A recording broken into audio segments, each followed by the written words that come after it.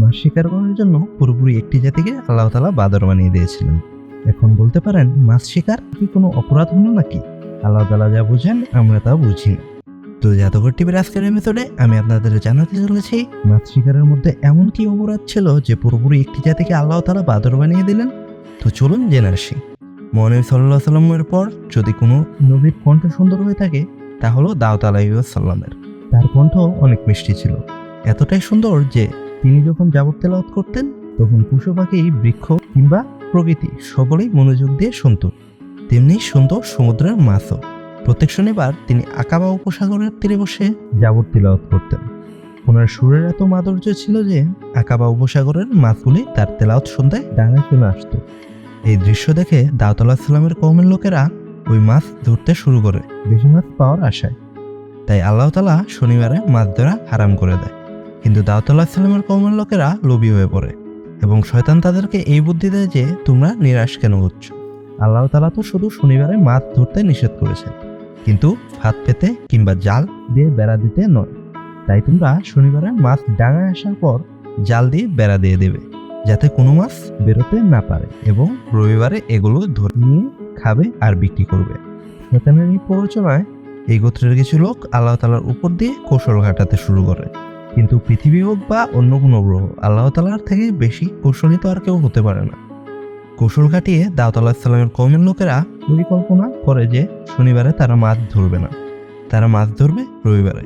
তবে শনিবারে দাউদ আলাইহিস সালাম এর জাবরের তেলাওয়াত যখন মাছ শুনতে ডাঙায় আসবে, তখন তারা মাছের চারপাশ দিয়ে জাল দিয়ে বেড়া দিয়ে দেবে, যাতে একটি মাছও আর বেরিয়ে যেতে না পারে। এতে করে তাদের মাছও ধরা হলো আর হারাম কাজও করা হলো না। তবে এই কওমের কিছু কিছু লোক ছিল যারা এই মাছ ধরার বিরুদ্ধে। তারা তাদের বলল, আল্লাহ যেহেতু হারাম করেছে সেহেতু কোনোভাবেই এই মাছ ধরা যাবে না। আবার যারা পথভ্রষ্ট তারা এই কথা কোনোভাবেই মানল না। তারা আল্লাহর আদেশ অমান্য করে কৌশল খাটাতে শুরু করলো। কিন্তু আল্লাহ কি তাদের এই বুঝিয়েছিলেন? তিনি তাদের বুঝিয়েছিলেন যে শনিবারে তেলাওয়াত শুনতে আসা একটি মাছও ধরা যাবে না। মাছগুলি যখন সাগরে চলে যাবে তখন নৌকা নিয়ে বের হয়ে আবার মাছ শিকার করবে। কিন্তু মূর্খ জাতি আল্লাহর সাথে চালাকি করতে গিয়েছিল, তাই তারা মোট দুটি ভাগে বিভক্ত হয়ে গেল। একদল ছিল যারা আল্লাহর কথা মান্য করে মাছ ধরা থেকে বিরত ছিল, আর অন্য দল ছিল যারা শয়তানের দ্বারা পথভ্রষ্ট হয়েছিল। তাই এই কওমের লোকেরা মাছ ধরার পক্ষে আর বিপক্ষে দুটি দল হয়ে আলাদা হয়ে যায় এবং তারা গ্রামের মাঝে পাথরের দেওয়াল দিয়ে দেয়। এরপর যারা আল্লাহর আদেশ অমান্য করে তারা মাছ ধরতে যায় এবং আল্লাহ এতে রাগ করে তাদের সবাইকে বাদর বানিয়ে দিলেন। যেহেতু তারা দুই ভাগে বিভক্ত ছিল সেহেতু তারা দেয়ালের এক পাশ থেকে অন্য পাশে কথোপকথন করত। কিন্তু মাছ ধরতে যাওয়ার পর তাদের কোনো কথা শোনা যায় না। তাই আল্লাহর কথা মান্যকারীরা অমান্যকারীদের খোঁজ নেওয়ার জন্য দেয়ালের উপর দিয়ে তাকায় এবং দেখে সবাই বাদর হয়ে গেছে। প্রাথমিকভাবে তারা কাপড় চোপড় দেখে তাদের আত্মীয় স্বজনদের চিনতে পারে এবং বাদর হয়ে যাওয়া লোকেরা কোনো কিছু খেতে ও কথা বলতে পারছিল না। খাওয়ার জন্য 2 থেকে 3 দিন পর তারা সকলেই মারা যায়। এখন সকলের মনে প্রশ্ন আসতে পারে যে বর্তমানে পৃথিবীতে যে বাদরের জাত রয়েছে তা কি দাউদ আলাইহিস সালামের কওমের লোকেদের বংশধর? উত্তরটি হচ্ছে না, কারণ আল্লাহ যে জাতিকে শাস্তি দেয় সেই জাতি আর কোনোদিন অস্তিত্ব খুঁজে পায় না। তারা সবাই না খেতে পেরে 3 দিন পর মারা গিয়েছিল।